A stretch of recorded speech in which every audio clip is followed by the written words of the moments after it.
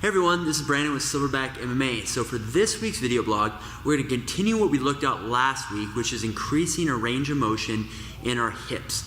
Where this came from was that a client, when he was working to apply the principle of hips, which we've been covering for many weeks in our grappling and our striking techniques, noticed that he's got a lot of tension in his hips. So what we've been doing, we did last week, we're going to continue to do this week, take a step back out of the MMA and martial arts world into just our movement and our body world, and look to increase range of motion in our hips. So last week we looked at 3 things that we could do when we were standing up. This week we're going to get on the ground, which is a really helpful thing to do, and look at 3 different things, little exercises, movements we can do on the ground to help increase the range of motion in our hips. To go back over what we did last week, look at three questions to answer real quick. It's always very helpful to do in our lives for anything. First is get clear on why are we doing this. We're doing this to help increase range of motion. It'll decrease pain, and really overall it just helps our hips function better with less pain for a longer period of time for our life. So that's why we're doing it. How we're doing this, critical. And I want to talk a little bit more about this this week. So one thing, to digress a little bit, they looked at people that seem to be just natural talents and things, people that just pick things up really quickly. Usually we've seen somebody in our life, maybe we're somebody like that. But they looked at those people and found, okay, why can they pick up things so quickly? And what they found was that these people had the ability to, a term they used was to do deep work.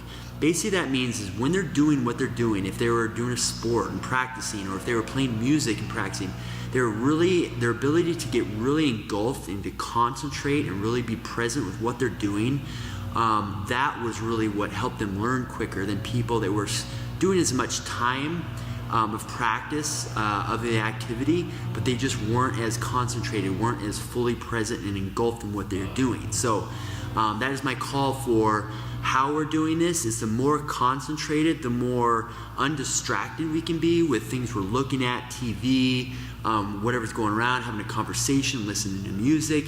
Any of these things are going to distract us and take away from our ability to really be fully present and engulfed in what we're doing and get the most out of what we're doing. So for this week, I would just try to just invite you to take away those distractions and really be present in what we're doing here. So now what we're going to do, 3 things on the floor. First one, go over. We are going to simply be sitting down here, feet about yay wide apart. You're simply just going to let your knees start to fall towards the ground and just do that back and forth. This is the motion a lot of times in our lives we don't get, where everything is very linear, even walking, sitting, all these things. And this gets the good internal, external rotation in your hips that we oftentimes do not get. One thing I will point out about this is when we're doing this, let's try to keep a good posture. And what I mean by that is when I'm leaning back here, if I'm slouching, like a lot of times we do on chairs and whatnot, that's in a way kind of training this motion incorrectly. It's going to make me want to slouch. So when I'm doing this, just try to think about keeping a little arch in my low back. I don't have to, don't push too hard into it, but just try to keep a nice, straight, neutral spine, they say, little arch in my low back as I'm relaxing my hip joint, let my knees fall back and forth. Just try to also keep a good posture with my back, okay? So simply doing that. All right, number 2, get in on all fours here, hands and knees, and just simply rocking back and forth, okay? And as we're doing this, again, my awareness, my deep practice, feel what's going on in my hip and my back.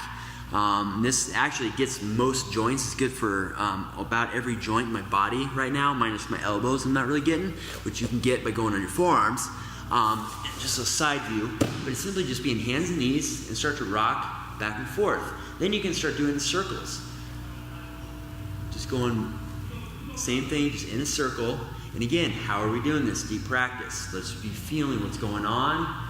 Notice every little thing in my back. Notice where there's tension. And just a front view of that circle, going in circles is just doing this. And again, if we notice any pain, back off. Do a smaller circle. If you got a little elbow pain or something, don't go so far forward. Just stay back here on your hips. So and there's a lot of different ways you can play around with that, but just being on all fours, either forearms or hands, rocking back and forth, rocking in a circle, but doing it, again, how we're doing it is critical, deep practice. Third thing is all fours again. You're gonna take this side view here.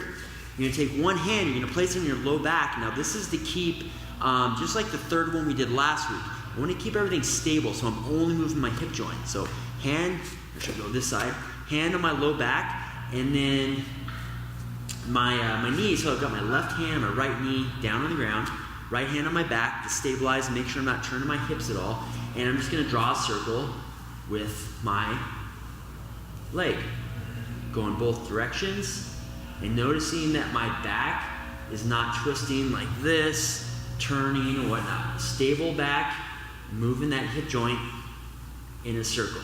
And then obviously you do both sides. So give those 3 a try, and again, do them, deep practice. Try to be concentrated, eliminate distractions, feel what's going on.